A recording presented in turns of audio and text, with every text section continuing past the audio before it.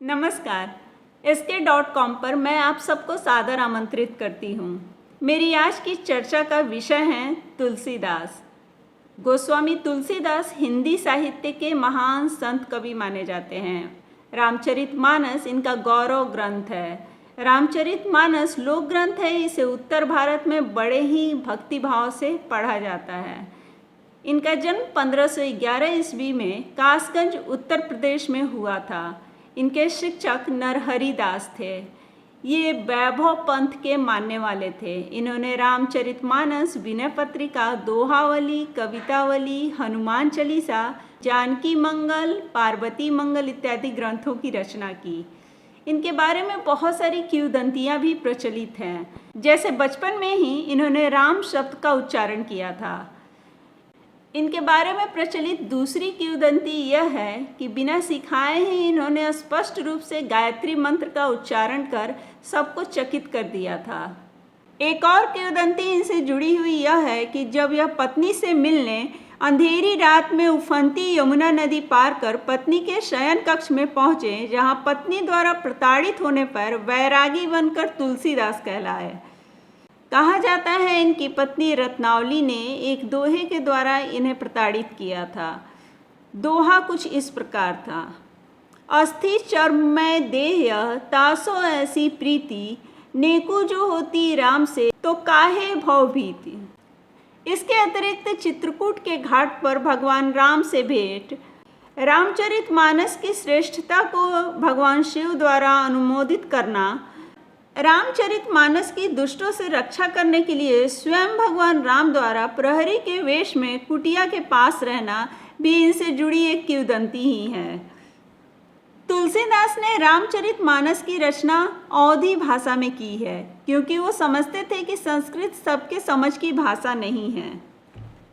तुलसीदास मूलतः राम भक्ति के लिए ही प्रसिद्ध थे, क्योंकि इनके पहले राम की उतनी प्रसिद्धि ही नहीं थी। विदेशी यात्रियों के वर्णन से यह भी पता चलता है कि उस काल में कृष्ण कथा का ही अधिक प्रचलन रहा था।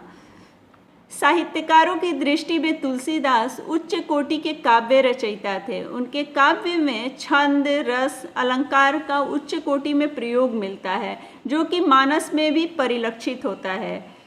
वहीं हनुमान चालीसा अत्यंत साधारण तुकबंदी प्रतीत होता है। तुलसीदास द्वारा अवधी भाषा में लिखे गए कुछ ग्रंथों का उल्लेख मैंने पहले भी इस वीडियो में किया आपसे, लेकिन उनके द्वारा अवधी भाषा में लिखे गए कुछ और ग्रंथ हैं जिनका उल्लेख मैं करना चाहूँगी, जैसे रामलला नौछू, राम जातक प्रश्न, बरबई रामायण। इसके अलावा उन्होंने ब्रज भाषा में भी अपने कुछ साहित्य लिखे हैं, जैसे कि कृष्ण गीतावली, गीतावली, साहित्य रत्न, दोहावली और विनय पत्रिका। इन साहित्यिक ग्रंथों के अलावा उनकी कुछ और रचनाएं हैं, जैसे हनुमान चालीसा, हनुमान अष्टक, हनुमान बहुक और तुलसी सतसई, जो हमें उनकी साहित्यिक रचनाओं में शामिल मिलती हैं। अब मैं आप लोगों से बात करूंगी तुलसीदास के व्यक्तिगत जीवन के बारे में। तुलसीदास की माँ का नाम हुलसी देवी था और उनके पिता का नाम आत्माराम दुबे। वे ब्राह्मण जाति के थे। तुलसीदास की शिक्षा वाराणसी में हुई थी। उन्होंने संस्कृत व्याकरण सहित चारों वेदों का अध्ययन किया था। वे कुशाग्र बुद्धि के थे। उन्होंने हिंदी साहित्य और दर्शन शास्त्र की शिक्षा प्रसिद्ध गुरु शेषा सनातन से ली थी। अध्ययन समाप्त होने के बाद तुलसीदास कथा और दोहे लोगों को सुनाया करते थे, जिससे लोगों में भक्ति भाव जागृत हुआ। तुलसीदास के बारे में यह भी कहा जाता है कि पत्नी रत्नावली के ठुकराए जाने के पश्चात उन्होंने भारत में तीर्थ यात्रा की। वे बद्रीनाथ, द्वारका, पुरी, रामेश्वरम हर जगह राम के चरित्र का गुणगान करते थे। उन्होंने अपना अधिकतर समय काशी, अयोध्या और चित्रकूट में व्यतीत किया। चित्रकूट में ही उन्होंने रामचरितमानस लिखना आरंभ किया था। रामचरितमानस को पूरा होने में 2 साल, 7 महीने और 26 दिन लगे थे।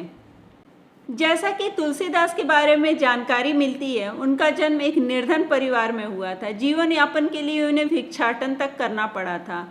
14 साल तक वह विभिन्न स्थानों पर भ्रमण करते रहे और इसके पश्चात तुलसीदास वाराणसी पहुंचकर आश्रम बनाकर वहां धर्म और कर्म की शिक्षा देने लगे। तुलसीदास द्वारा दी गई शिक्षाओं में वर्णाश्रम धर्म, अवतारवाद, साकार उपासना, शगुनवाद, गौ ब्राह्मण रक्षा, प्राचीन संस्कृति महिमा मंडन, वेद मार्ग का महिमा मंडन सम्मिलित हैं। तुलसीदास चाहते तो अपनी भक्ति का विशाल और शक्तिशाली साम्राज्य चला सकते थे। तुलसीदास स्वामी रामानंद के शिष्य परंपरा में थे। उनके ग्रंथों में अद्वैत और विशिष्टाद्वैत का सुंदर समन्वय पाया जाता है। इसके अतिरिक्त इनके ग्रंथों में वैष्णव, शैव और शाक्य आदि सांप्रदायिक भावनाओं और पूजा पद्धतियों का भी समन्वय पाया जाता है। तुलसीदास ने लिखा है कि उन्होंने रामचरितमानस की रचना स्वांत सुखाय के लिए की है। उन्होंने अपनी पीड़ा दोहे के माध्यम से कवितावली में दर्ज की है। दोहा कुछ इस प्रकार है। काहू की बेटी सो बेटा न ब्याहब, काहू की जाति बिगाड़ न सोऊ, मांगी के खैबो मसीत में सोएबो, लैबो को एको न दैबो को दोऊ। मैं आपसे कुछ ऐसे दोहों का उल्लेख करने जा रही हूँ जिन दोहों ने तुलसीदास को साहित्यकार के रूप में प्रसिद्धि दिलाई। इन दोहों में से एक है, तुलसी साथी विपत्ति के, विद्या विनय विवेक, साहस सुकृति सुसत्य व्रत, राम भरोसे एक। इसी प्रकार उनके द्वारा लिखा हुआ एक और दोहा है, आवत ही हर्षा नहीं, नैनन नहीं स्नेह, तुलसी तहाँ न जाइए, कंचन वर्षे नेह। तुलसी मीठे वचन ते, सुख उपजत चहुओर, वशीकरण एक मंत्र है, परिहरु वचन कठोर। तुलसीदास द्वारा रचित दोहों में से एक और है, तुलसी भरोसे राम के, निर्भय होके सोए, अनहोनी होनी नहीं, होनी हो सो होए। तुलसीदास ने जीवन के अनेक पहलुओं पर अपने विचार साहित्य के माध्यम से रखे हैं, तो ऐसा हो ही नहीं सकता कि उनके साहित्य में नारी के बारे में उल्लेख न हो। नारी के बारे में उनके साहित्य में उल्लेख मिलता है, उनके विचार मिलते हैं और विचार ज़्यादा खुश करने वाले नहीं हैं। नारी के बारे में उनके जो विचार हैं वो मैं आपके साथ साझा करना चाहूँगी। तुलसीदास ने अपने दोहे के माध्यम से कहा है, ढोल गंवार शूद्र पशु नारी, सकल ताड़ना के अधिकारी। ताड़ना का अर्थ होता है पीटना। इससे तुलसीदास पर यह कलंक लगता है कि उन्होंने नारी निंदा की है। कतिपय विद्वानों के अनुसार दोहा तुलसी के नहीं हैं, बल्कि बाद में जोड़ा गया है। कुछ विद्वान कहते हैं कि यह खलपात्र के द्वारा कहा गया कथन है। यहाँ खलपात्र समुद्र को कहा गया है, परंतु समुद्र तो ब्राह्मण वेश में विनीत मुद्रा में राम के सम्मुख उपस्थित होता है। कुछ के अनुसार दोहा इस प्रकार है, ढोल गंवार क्षुब्ध पशु नारी, ये सब ताड़ना के अधिकारी। तुलसीदास के अनुसार नारी का एक ही धर्म है, जिसे उन्होंने दोहे के माध्यम से सबके समक्ष रखा है। एक ही धर्म एक व्रत नेमा, कार्य वचन मन पति पद प्रेमा। वहीं ब्राह्मणों के लिए तुलसीदास के विचार भिन्न हैं। उन्होंने लिखा है कि ब्राह्मण शील गुणहीन हो तो भी पूजनीय हैं, शूद्र विद्वान गुणी हो तो भी वह सम्मान पाने के योग्य नहीं है। संतों के अनुसार ब्राह्मण अभद्र आचरण करता है तो भी पूज्य है। ब्राह्मणों के अलावा संसार में कोई भी पूजनीय नहीं है। ब्राह्मण के संतुष्ट होने से कल्याण होता है और उनके असंतुष्ट होने से हानि होती है। स्वयं राम भी सोते जागते हर समय में ब्राह्मणों की आराधना करते हैं। इस तरह के बहुत से दोहे चौपाई से रामचरितमानस भरा पड़ा है, परंतु उनके इन दोषों का बचाव करते हुए पढ़े लिखे मर्मज्ञ भी अगर सवर्ण है तो तुलसी के विचार ऐसे हैं मानने को तैयार नहीं हैं। वहीं साहित्य मर्मज्ञ निष्पक्ष विद्वान इन चीज़ों को देखते हैं, जैसे डॉक्टर रामविलास शर्मा, रामचंद्र शुक्ल आदि। हाल ही में बिहार के शिक्षा मंत्री चंद्रशेखर के द्वारा रामचरितमानस पर की गई टिप्पणी ने मीडिया में काफ़ी सुर्खियां बटोरी। चंद्रशेखर ने कहा, रामचरितमानस समाज में नफरत फैलाता है। इसी तरह सपा के विधायक डॉक्टर R.K. वर्मा ने कहा कि तुलसीदास भेदभाव, ऊंच नीच, छुआछूत और गैर बराबरी की मानसिकता से ग्रसित कवि थे।